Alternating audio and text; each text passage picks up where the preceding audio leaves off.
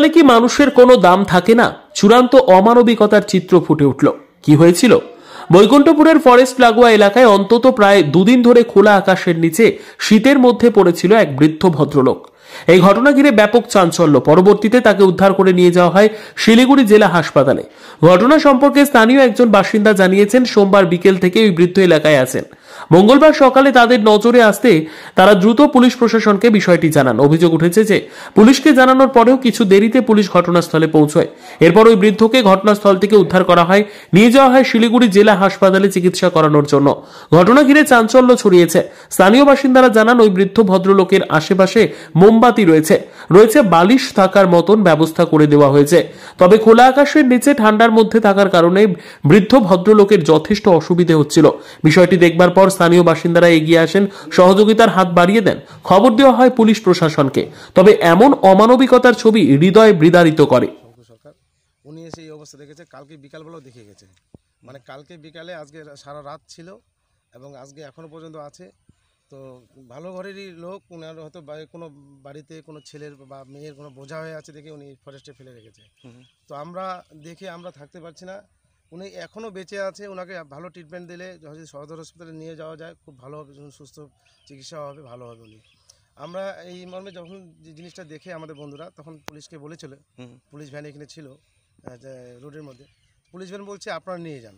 তাহলে ওনাদের দায়িত্বটা, ওনারা কি মরবে তারপর পুলিশ সেখানে গিয়ে পৌঁছাবে? ওনার কি অধিকার নেই? পুলিশ প্রশাসনটা কিসের জন্য? একটা লোক এখনও পর্যন্ত বেঁচে আছে, তাদের দায়িত্ব, তাদের সিভিক আছে, তাদের কনস্টেবল আছে, তাদের ভ্যান আছে, অনেক কিছু ওদের, ওনার এনজিও ওনাদের সঙ্গে হাতে আছে। ওনাদের খবর দেখ, আজকে আমাদের এখানে থাকতে হচ্ছে, কারণ আমরা তো দেখে থাকতে পারছি না। আমরা যার জন্য আপনাদের বলছি, এনাকে আমরা বাঁচার জন্য সবাই মিলে আমরা আসুন, আমরা ওনাকে ভালো ট্রিটমেন্টের জন্য সুবিধা। পুলিশ প্রশাসন যদি না আসে তার পরবর্তী আমরা ব্যবস্থা নিই। আপনি কি মনে করছেন যে পুলিশের পুরো গাফিলতি? পুলিশের অবশ্যই গাফিলতি।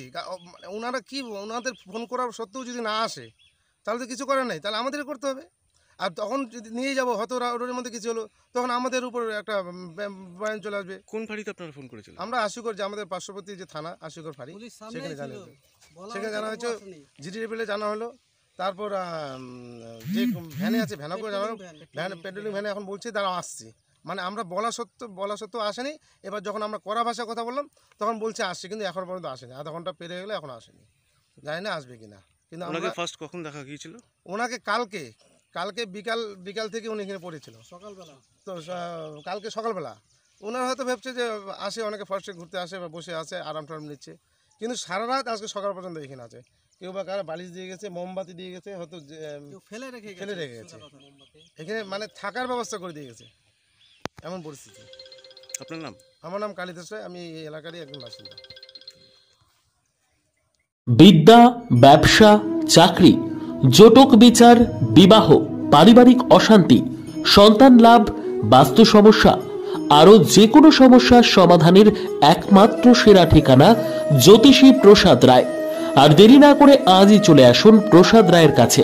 আমাদের ঠিকানা RC80 Bengal Ambuja city centre, Durgapur 16, near Jorhat rotary.